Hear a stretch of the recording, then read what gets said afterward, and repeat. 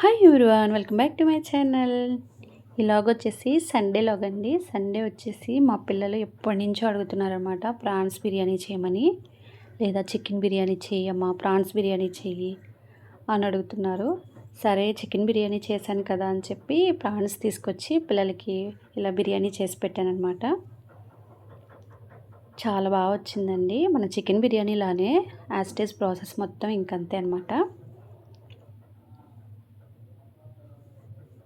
First వచ్చేసి half KG వరకు రొయ్యలు తీసుకున్నాను. అవి మొత్తం క్లీన్ చేసేసి పక్కన పెట్టేసుకున్నానండి. నెక్స్ట్ వచ్చేసి స్టవ్ మీద ఒక బాండీ పెట్టుకుని ఆయిల్ పోసుకుని, ఆయిల్ హీట్ అయిన తర్వాత ఫ్రైడ్ ఆనియన్స్ మొత్తం వేయించేసుకుని అవి కూడా పక్కన పెట్టేసుకున్నాను. రొయ్యలు బాగా కడిగేసి దానిలో కొంచెం సాల్టు, కారం, పసుపు, గరం మసాలా, అల్లం వెల్లిపాయ పేస్టు,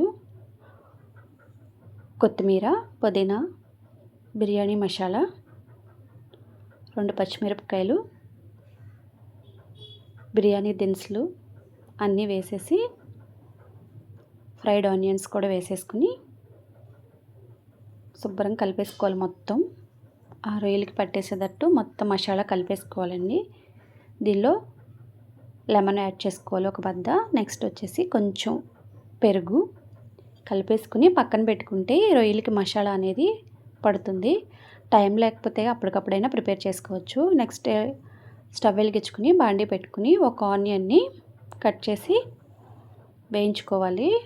రైస్ కోసం నేను వాటర్ తీసుకున్నాను అనమాట. వాటర్ క్వాంటిటీ అనేది కొలత ఏం కాదు, మన ఇష్టం అది. దానిలో కూడా బిర్యానీ దినుసులు అన్నీ వేసేసుకోవాలి. కొత్తిమీర, పుదీనా, అల్లం వెల్లిపాయ పేస్ట్ వేసేసుకోవాలి. ఆనియన్స్ మగ్గిపోయిన తర్వాత మనం మసాలా ప్రిపేర్ చేసి పక్కన పెట్టుకున్నాం కదా రొయ్యలు, అవి కూడా వేసేసి ఉడికించుకోవాలండి. ఈ వాటర్లో కొంచెం సాల్ట్ వేసుకుని బాగా మరగనివ్వాలి. నెక్స్ట్ ఇంకో పొయ్యి మీద ఆల్రెడీ మనం రొయ్యలు పెట్టుకున్నాం కదా, ఆ రొయ్యలు ఉడుకుతున్నాయి. దీనిలో కొంచెం ఒక వాటర్ యాడ్ చేశానమాట. ఒక గ్లాస్ వరకు వాటర్ పోసుకుని ఉడికించేసుకోవాలి. బాస్మతి రైస్ తీసుకున్నాను. వాటర్ ఇలా మరుగుతున్నప్పుడు రైస్ కడిగేసి నేను ఒక 2 గ్లాసుల వరకు రైస్ అయితే తీసుకున్నాను అనమాట. శుభ్రం కడిగేసేసి మరుగుతున్న వాటర్లో వేసేసుకోవాలి. రైస్ అనేది మనకి 70% కుక్ అవ్వాలండి. ఇలా మనకి కుక్ అయిపోయిన తర్వాత ఆల్రెడీ రొయ్యలు ఉడికిపోయినాయి మనకి. నెక్స్ట్ ఇంకొక బాండి తీసుకుని ఒక బౌలు, దానిలో మనం ఉడికించుకున్న రొయ్యలు వేసేసుకుని నెక్స్ట్ వచ్చేసి ఉడికించుకున్న రైస్ కూడా వేసేసుకోవాలి. లేయర్ల కింద వేసుకోవాలన్నమాట. ఇది కింద రొయ్యలు వేసేసుకుని పైన మనం రైస్ వేసుకోవాలి. మళ్ళీ నెక్స్ట్ వచ్చేసి మధ్యలో రొయ్యలు వేసేసుకుని మళ్ళీ రైస్ వేసుకోవాలి. ఇలాగ 3 లేయర్స్ కింద వేసుకున్నాను నేను.